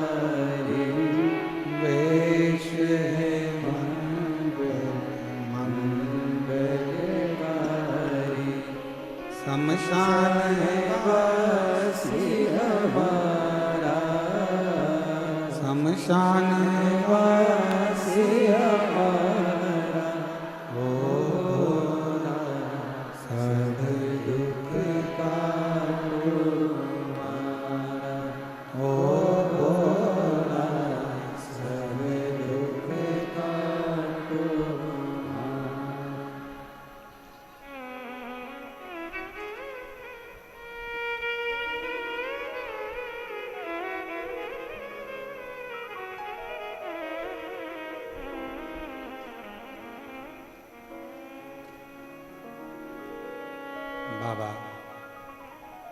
देवाधिदेव महादेव भगवान शिव, ओगरदानी, त्रिकालदर्शी, कैलाशी, अविनाशी भगवान शंकर की कथा कर रहे।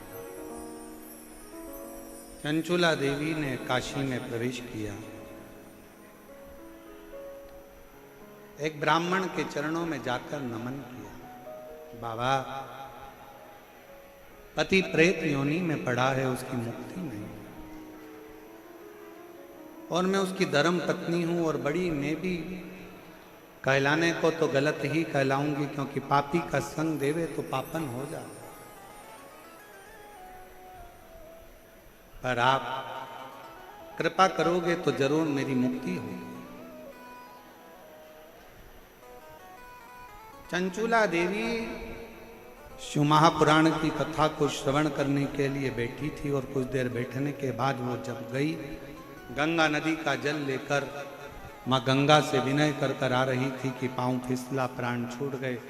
शिव धाम में कैलाश में माँ पार्वती जी की सहेली मौन रहती, एकदम चुप, कुछ बोलती नहीं, कुछ कह नहीं पाती, मौन। पार्वती जी ने पूछा कि चंचुला, तू शंकर के धाम में है, शिव के धाम में आने के बाद तो मौन रहा ही नहीं जाता। शिव के धाम में तो यहां तक वर्णन किया गया कि जिसको भगवान ने जिह्वा नहीं दी हो तो 2 हाथ की ताली का नाद भी अगर वो 3 बार कर लेता है तो बाबा उन पर करुणा कर देता है। यहां तक शिव पुराण कहती है। जिसके नेत्र नहीं है वो भी शिव महापुराण की कथा को अगर श्रवण कर कर कोई आ रहा हो, शंकर के मंदिर से कोई आ रहा हो, उसका स्पर्श हो जाता है तो शिव कृपा कर देता है। जिसकी श्रवण शक्ति नहीं है, अगर कोई भूलवश भी कथा के मंडप तक भी पहुंच जाए, मंदिर देवालय शिवालय तक भी पहुंच जाए तो शिव कृपा कर देता है। और तुम चुप बैठी हो शंकर के धाम में, शिव के धाम में।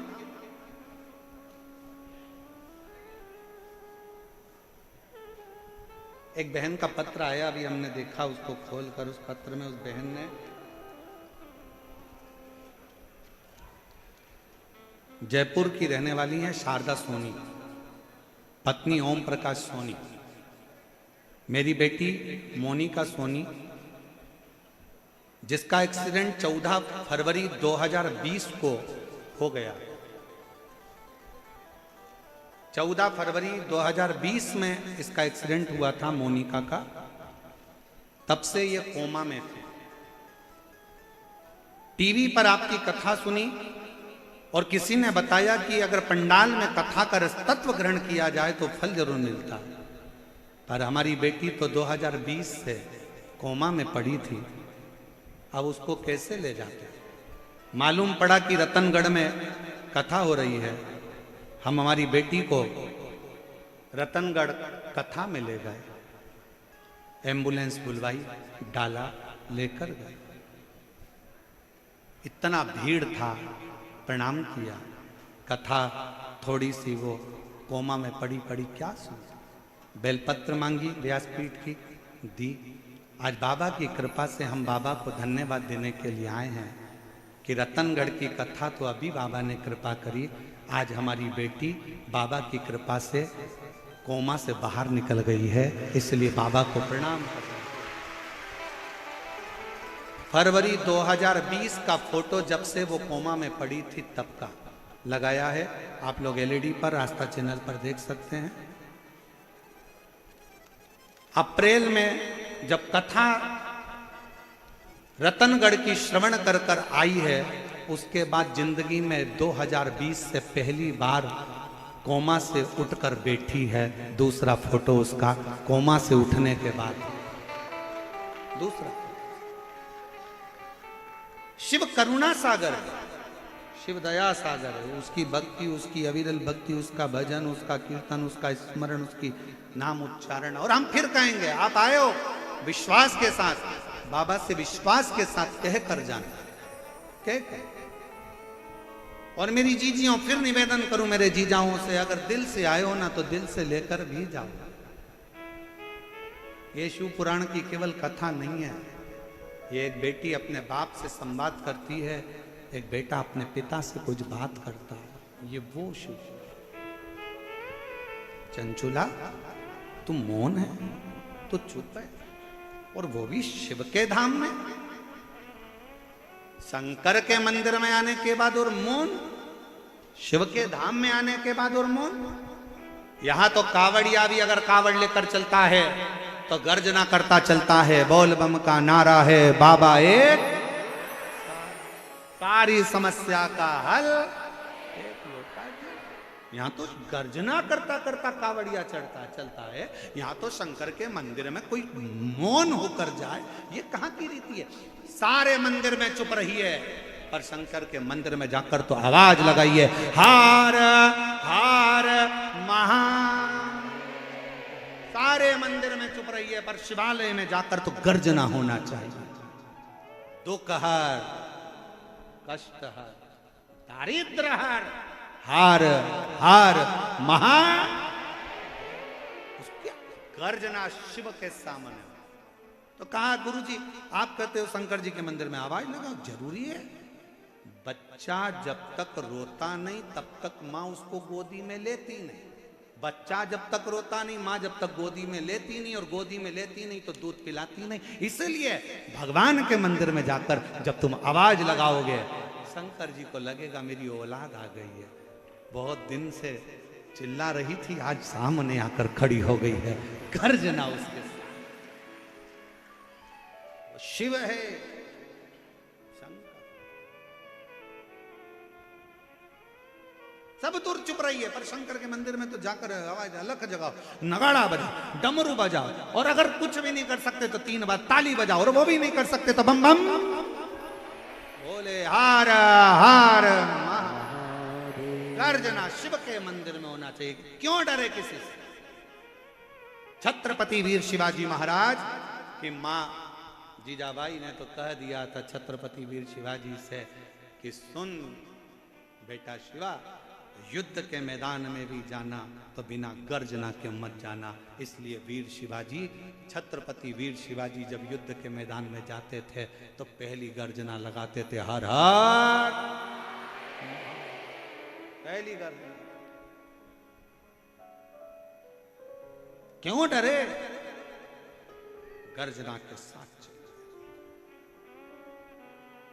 और महाराज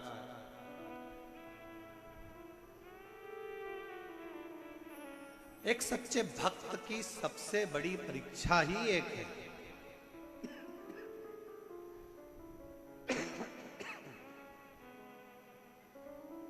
एक सच्चे भक्त की सबसे बड़ी परीक्षा है दीदार ना हो और फिर भी मिलने की तमन्ना। दीदार ना हो फिर भी उससे मिलने की तमन्ना हो, वो ना मिले दिल में उससे मिलने की बेचैनी।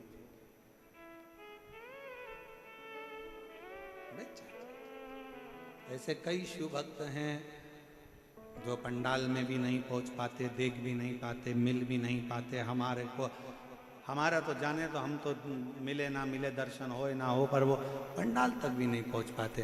पर ऐसे कई शिव भक्त हैं जब आप यहाँ से निकल कर जाते हो, आपके मुख का दर्शन भी कर लेते हैं तो उनको लगता है कि हमने पंडाल का दर्शन कर लिया, हमने शिव तत्व को प्राप्त। और मेरे भोले तेरा सहारा है, मेरे भोले तेरा सहारा है, मेरी नैया का तू किनारा है, मेरी नैया का तू किनारा है। मेरे बाबा तुझे पुकारा है, मेरे बाबा तुझे पुकारा है, मेरी नैया का तू किनारा है, मेरी नैया का तू किनारा है। उसके आश्रित तो हो जाओ।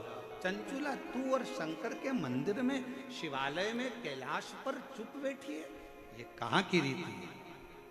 शिव का भक्त गर्जना करता है, गर्जना। नंदी का दर्शन किस किस ने करा है शंकर जी के मंदिर में? जम के हाथ उठाओ जरा, दिखना तो चाहिए। नंदी का दर्शन करा है शिव जी के मंदिर में? ठीक है।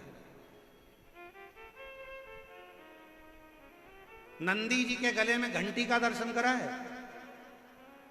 अरे बोलो तो जम के, आओ। ठीक है। अब शंकर भगवान अंदर बैठे हैं, नंदी बाहर बैठे हैं, मौन होकर बैठे रहे। नंदी को घंटी की क्या जरूरत है?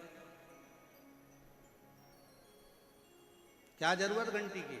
एकांत शिव है, शंकर हैं, मौन होकर बैठे रहे। पर नहीं, नंदी के कान में जैसे ही शिव भक्त जाकर कहता है कुछ भी, लोगों को लगता है पत्थर का नंदी क्या घंटी बजाएगा, हम हाथ से घंटी बजाएंगे तो घंटी बजेगी।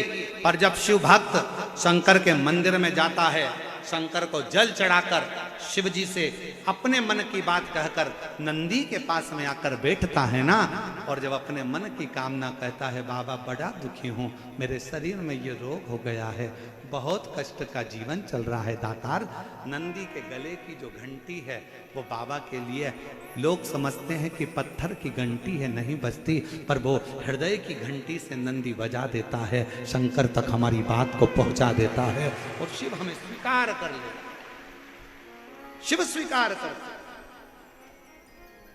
शंकर।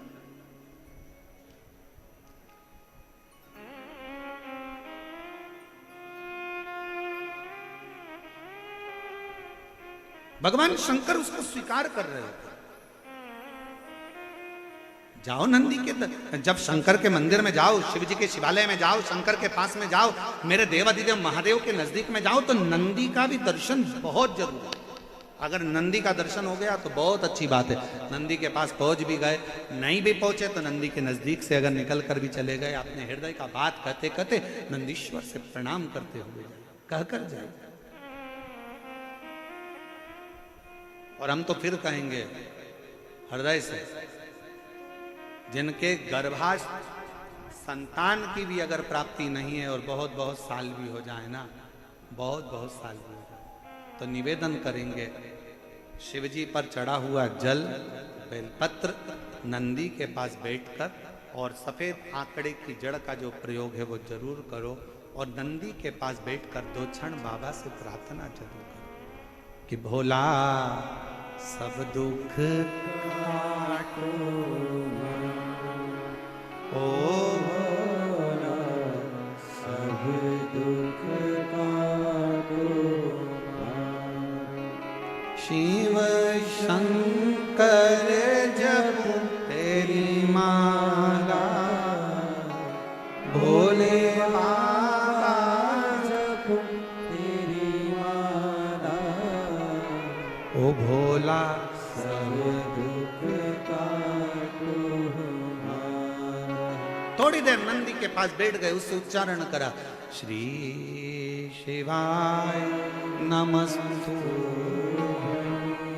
श्री शिवाय नमस्तु,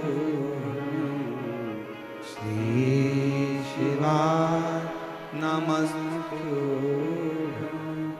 श्री शिवाय नमस्तु, श्री शिवाय नमस्तु,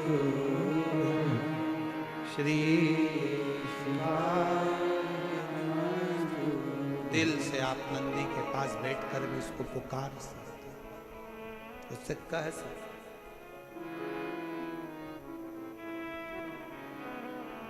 विनय कर सकते, उससे निवेदन कर सकते। और मेरी जीजियों, शंकर भगवान तो मौन थे, चंचुला देवी को देखकर पार्वती ने कहा, पुकार, क्या चाहती है? मेरा पति प्रेत योनि में है और मैं इस कैलाश धाम पर बैठी हूँ, मेरे पति को मुक्ति नहीं मिली है, क्या करूं मैं?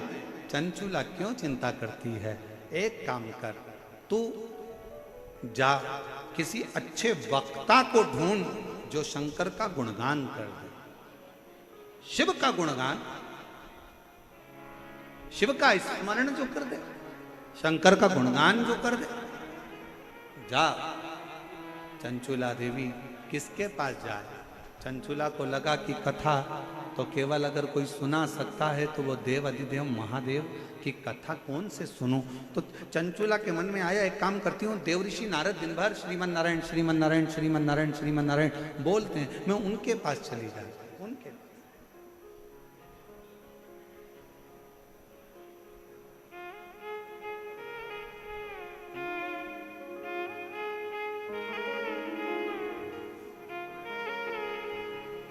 हमारे बीच में श्रीमती कुसुम जी यादव, यहाँ के महापौर जयपुर क्षेत्र की, एक बार जोरदार ताली बजाकर उनका स्वागत वंदन अभिनंदन।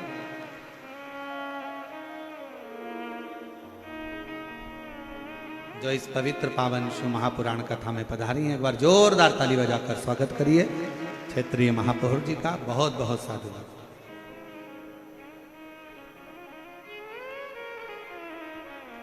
शिव से कहो, शंकर से कहो, विनय करो, निवेदन, और तेरा ही दिया खाया पिया है, तेरा शुक्रिया है, तेरा शुक्रिया है, मुझे भोले बाबा ने बहुत दे दिया है, तेरा शुक्रिया है, तेरा शुक्रिया है। जितना बन सकता है विनयता में निकाल। चंचुला जाओ। चंचुला देवी पहुंची देवऋषि नारद जी के पास। नारद जी तो बैठे हुए वीणा लेकर भजन कर रहे थे, श्रीमन नारायण श्रीमन श्रीमन बोल, और नारायण श्रीमन नारायण नारायण श्रीमन नारायण। नारद जी लगे थे भजन में, स्मरण में डूबे हुए, नाम कीर्तन में डूबे हुए। चंचुला देवी ने हाथ जोड़कर प्रार्थना करी, प्रणाम करा, देवऋषि नारद मैं आपको नमन करती हूँ। नारद जी ने कहा, तुम कौन? उस बिंदुक की धर्म पत्नी जो प्रेत योनि में पड़ा हुआ है, जिसकी मुक्ति नहीं हुई, जिसका मोक्ष नहीं हुआ, तुम उसकी धर्म पत्नी और मेरे सम्मुख में खड़ी हो? तुम जानती हो मैं कौन हूं? चंचुला देवी मुस्कुराकर बोली, मैं जानती हूं तुम देवऋषि नारद हो। देवऋषि मैं अच्छे से जानती हूं, ऋषिवर आप ही हो जो मुझे भगवान की कथा सुना सकते हो। नारद जी मुस्कुराकर बोले, मैं क्या कथा सुनाऊं, मुझे तो खुद श्राप लगा है कि एक जगह पे नहीं बैठ सकता। चंचुला देवी ने पूछा कि तुम्हें श्राप लगा है, एक जगह पे नहीं बैठ सकते? नहीं, ऐसे कई लोग होते हैं संसार में जिनको श्राप लगा होता है, वो कथा में बेचारे बैठ ही नहीं पाते।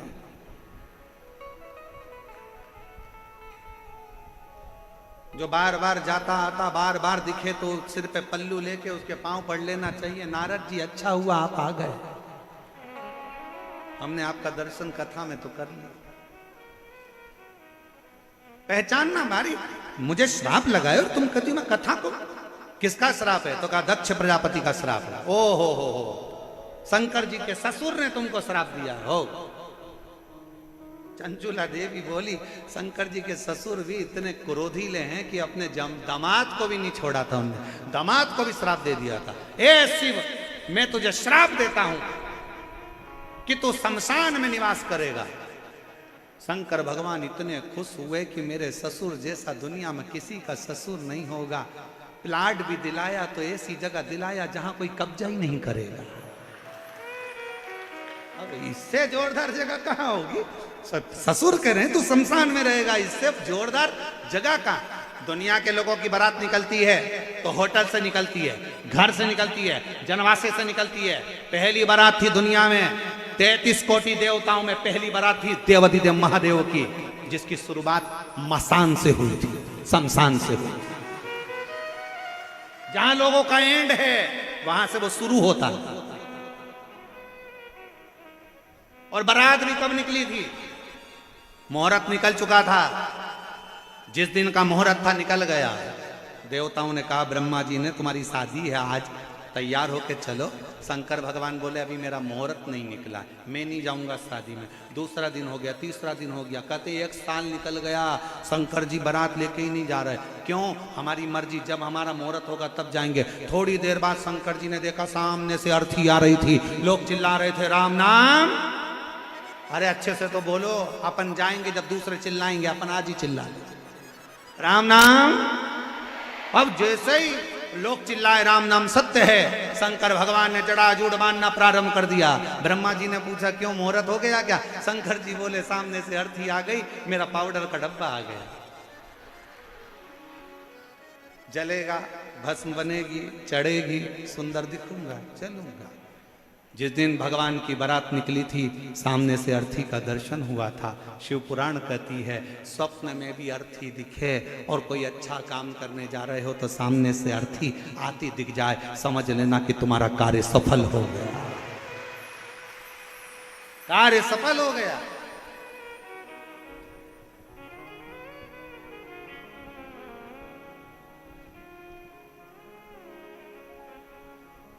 शिव पुराण कथा कहती है सेवा में लीन हो।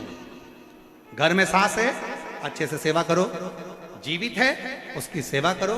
भरपेट भोजन कराओ, चरणों को प्रणाम करो, नमन करो। सास ससुर के अनुकूल रहो। जिस दिन अगर तुमने सास का कहना नहीं माना, सास अगर चली गई और जाने के बाद सास जाने के बाद तुमने उसको तंग कर कर कर अगर भेज दिया तो बदला लेने के लिए वापिस आ जाए। और रात को तू कितने भी चैन से सो, तेरी छाती पे चढ़ के बैठेगी कमला उठ, और कमला फिर बाबाओं के पास जाती फिरेगी, मेरी सास दिख रही है, सास दिख रही है। फिर निवेदन है,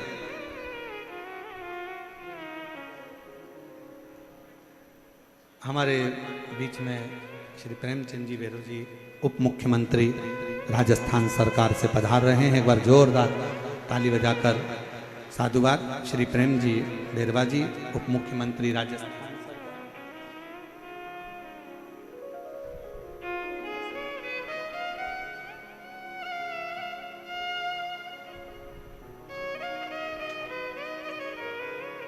एक बार जोरदार ताली बजाएं माननीय उप मुख्यमंत्री राजस्थान सरकार श्री प्रेम जी बेरवा।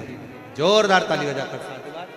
जो सपरिवार आप सब शिव महापुराण की इस पवित्र कथा में पधारे, और बहुत बहुत साधुवाद है सभी अतिथि गणों का जो इतने प्रेम से इस पवित्र कथा का लाभ ले रहे। सेवा करिए।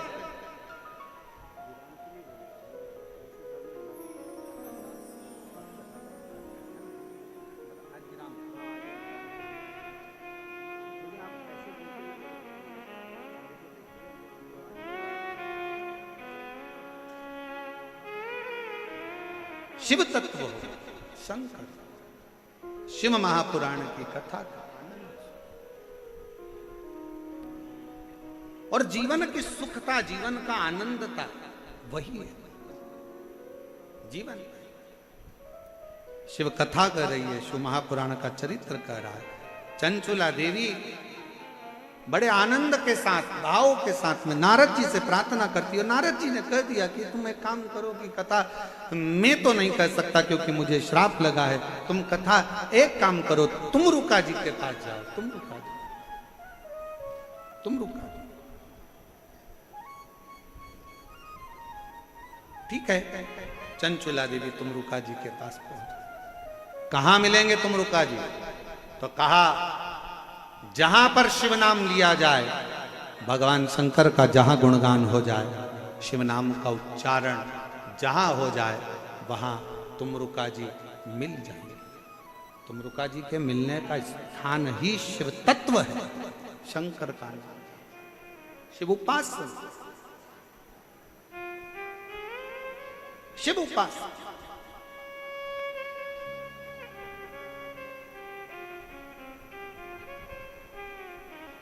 और जब भगवान तुमरुका जी का दर्शन चंचुला देवी को हुआ चंचुला की आंख से नीर बह रहा था। कहा, प्रभु मेरे पति प्रेत योनि में पड़ा हुआ है और मैं कैलाश की वासी हूं। एक क्षण की मैंने कथा का रसतत्व काशी में सुन लिया था, तो आज मुझे कैलाश का वास प्राप्त हुआ। क्या आप मेरे पति के लिए शिव महापुराण कथा का रसतत्व ग्रहण करा सकते हो? तुमरुका जी तो प्रसन्न हो गए कि अगर शिव भक्त कथा सुनना चाहे और कोई कथा का आनंद भाव सामने प्रकट हो जाए तो इससे बढ़कर सुख क्या है। और खुशियां मनाना चाहिए, प्रसन्न होना चाहिए जब अपने क्षेत्र में कहीं बाबा की कृपा हो, मेरे शंकर की करुणा हो और शिव महापुराण की कथा अगर श्रवण करने को मिल जाए तो जीवन का सबसे बड़ा लाभ, जीवन का सबसे बड़ा आनंद। इससे बढ़कर दुनिया का कोई सुख नहीं, कोई आनंद। और अपने आप को धन्यवाद समझो, अपने आप को धनभागी समझो कि हम भगवान की अविरल में कथा का रसतत्व अपने कानों से श्रवण कर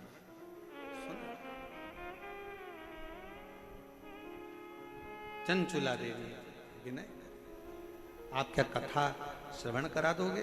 हाँ, पर इसका यजमान कौन होगा, कौन बनेगा, कथा कौन कराएगा? किसकी सामर्थ्यता है कथा कराने की? किसी की सामर्थ्यता शिव पुराण कराने की नहीं।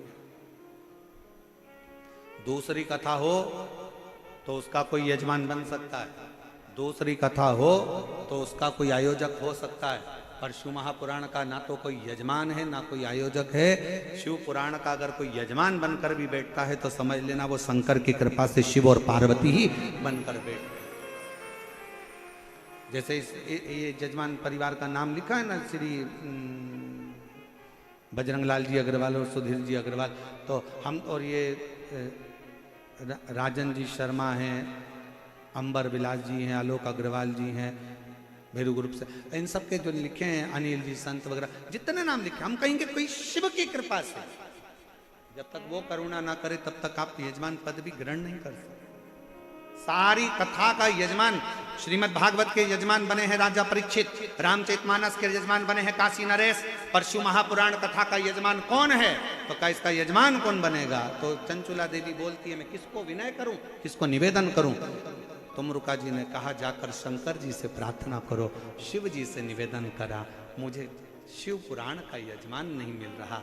शंकर जी ने पार्वती से कहा, ये वो पुराण है जो मनुष्य के जीवन का सारा ताप हरती है, ये वो पुराण है जो मनुष्य के जीवन का सारा दुख हरती है, ये वो पुराण है जो दुनिया में सबके कष्ट हरती है, और कष्ट हरने के लिए इसका कोई यजमान नहीं, इसका यजमान शंकर जी कहते हैं, पार्वती तुम 16 श्रृंगार करो और मैं भी सज धज कर तैयार होता हूँ, मैं ईसर बनता हूं, तुम गोरा बनो, गणा और गौर बनकर शिव पुराण के यजमान, गणगौर बनकर शिव महापुराण के यजमान पद ग्रहण करेंगे, गणगौर बनकर, ईसर गोरा बनकर। 16 दिन तक भगवान शंकर और पार्वती श्रृंगार करे। शास्त्र कहता है शिव जी का मंगल विवाह हुआ तो शंकर भगवान ने श्रृंगार नहीं करा था, भगवान शंकर का श्रृंगार नहीं हुआ था, पर जिस समय पर भगवान शिव महापुराण के यजमान बने तो स्वयं दूल्हे जैसा फेटा बांधा है। शादी करने गए थे तो जटा जूट बांधे थे, चंद्र धरा था, यहां तुर्री लगाई है सिर पर, तुर्री।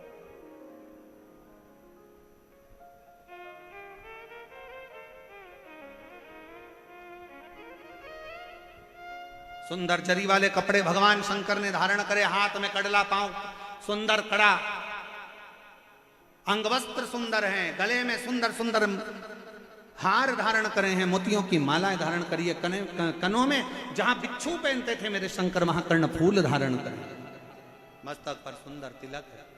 और मेरी माँ जगत जननी जगदम्बा दुर्गा भवानी का तो श्रृंगार बखानना ही, श्रृंगार का वर्णन करना ही बड़ा कठिन है, बड़ा कि ओ मैया श्रृंगार तेरा लाल है, ओ मैया श्रृंगार तेरा लाल है, मेहंदी तेरा सिंदूरा भी लाल है, मेहंदी भी लाल तेरा सिंदूरा भी लाल है। ओ मैया चुंदड़ी का रंग लाल है, ओ मैया चुंदड़ी का रंग लाल है। ओ मैया श्रृंगार तेरा, ओ मैया श्रृंगार तेरा, ओ महावर भी लाल तेरा हरवा भी लाल है, महावर भी लाल तेरा हरवा भी लाल है। ओ मैया बिंदी का रंग लाल है, ओ मैया बिंदी का रंग लाल है। ओ गोरा श्रृंगार तेरा लाल है, ओ गोरा श्रृंगार तेरा लाल है, ओ गोरा श्रृंगार तेरा लाल है। लहंगा भी लाल तेरी चोली भी लाल है, लहंगा भी लाल तेरी चोली भी लाल है। ओ गोरा तेरी गोदी में लाल है, ओ गोरा तेरी गोदी में लाल है। ओ मैया श्रृंगार तेरा लाल है, ओ मैया श्रृंगार तेरा लाल है। उसके श्रृंगार का क्या वर्णन करा जाए। 16 श्रृंगार मेरी माँ ने धारण करा है। शंकर भगवान 16 दिन तैयार हुए, श्रृंगार करा, इसलिए आज भी गणगौर 16 दिन की होती, इसलिए गणगौर 16 दिन की। कहते हैं दुर्वा माता और पिता का श्रृंगार देखकर प्रफुल्लित हो गई। आम के झूमर अपने आप में लज्जित होकर गिरने लगे। सुंदर सुंदर माँ का आनंदमय श्रृंगार का दर्शन हो रहा था। आज भी गणगौर की जब पूजन होती है तो उसमें दुर्वा और आम्रपत्र की महत्वता होती है। दुर्वा श्रृंगार दर्शन हो रहा है, चारों तरफ आनंद ही आनंद समाहित हो रहा है। जहां देखो देवता प्रसन्न हो रहे हैं। कहते हैं गंगा यमुना सरस्वती कावेरी सरयू मंदाकिनी नर्मदा जितनी नदियां हैं सब गरज गरज कर आनंद के साथ जब ईश्वर गोरा श्रृंगार करके निकले हैं तो गरज गरज कर जलवृष्टि के साथ उनके पलक पावड़े बिछाकर स्वागत कर रहे हैं। ऐसी गर्जना, ऐसा आनंद, ऐसी शिव तत्व शंकर ओघड़ी शंभु कथा करे, शिव महापुराण का चरित्र करे। चले 16 दिन का श्रृंगार है। श्रृंगार शिव जी ने जो 16 दिन श्रृंगार करा वो सनातन धर्म में, हिंदू धर्म में 16 संस्कार हुए हैं। और माँ जगत जननी ने जो श्रृंगार करा वो स्त्रियों के 16 श्रृंगार हुए हैं। 16। और मेरी माँ जगत जननी जगदम्बा अम्बा माँ गणा गौर से यही प्रार्थना है, माँ सबके सुहाग को अमर करिए और सबकी झोली खुशियों से भरिए। और शंभु शरने पड़ी मांगू घड़ी रे दुख काटो दया करी दर्शन आको शंभु शरणे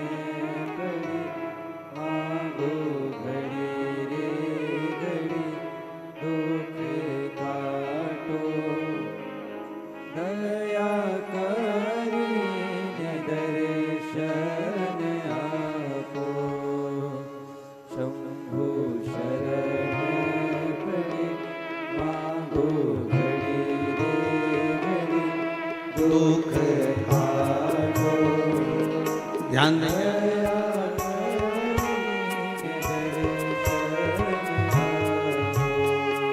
भगवान शंकर और पार्वती ईश्वर जी गोरा जी बनकर सुंदर आनंद, जहां आनंद ही आनंद समाहित है। देवता पुष्पों की वृष्टि करते हैं, गंधर्व गान करते हैं, अप्सरा नृत्य करती है, चारों तरफ आनंद समाहित हो जाता है। भगवान ईश्वर गोरा जब सम्मुख में आते हैं, सम्मुख ऐसी शिव कृपा, भगवान शंकर की अविरल भक्ति। ईश्वर गोरा शिव महापुराण की कथा चल रही है, जिसका आप और हम आनंद ले रहे हैं।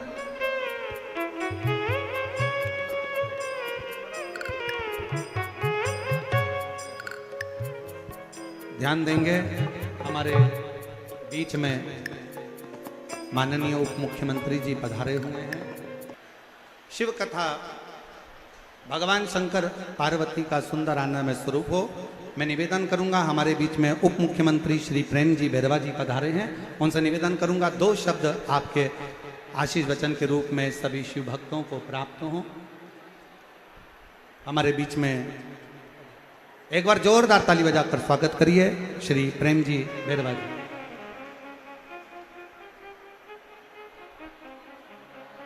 ताली बजाकर स्वागत करेंगे श्री प्रेम जी बैरवा जी का, उप मुख्यमंत्री राजस्थान सरकार। एक बार जोरदार ताली बजाइए। आज माननीय हमारे पूज्य गुरु जी के चरणों में प्रणाम करता हुआ,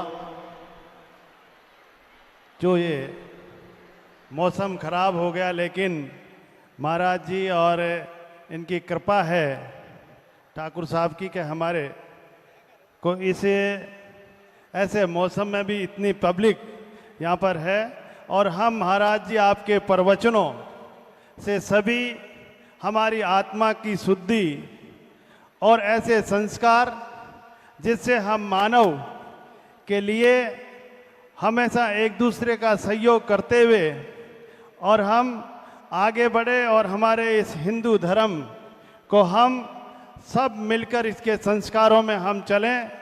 मैं महाराज जी के चरणों में प्रणाम करता हुआ सभी या भक्तजनों के को भी प्रणाम करता हूं कि ऐसे हमारे प्रवचन सुन के और अपनी आत्मा में शुद्धि लाते हुए हम अच्छे कर्मों की और अच्छे कर्म करें, और मानव की सेवा करते हुए हम ऐसे समाज को आगे बढ़ाएं। यही आप लोगों से मेरा निवेदन रहेगा। महाराज श्री के चरणों में प्रणाम। बहुत धन्यवाद माननीय मुख्यमंत्री जी। एक बार जोरदार ताली बजाकर साधु वंदन सभी के लिए। और हमारे ईश्वर गोरा के रूप में भगवान शंकर पार्वती आ रहे हैं, जोरदार ताली बजाकर स्वागत करिए ईश्वर गोरा जी का। अब मैं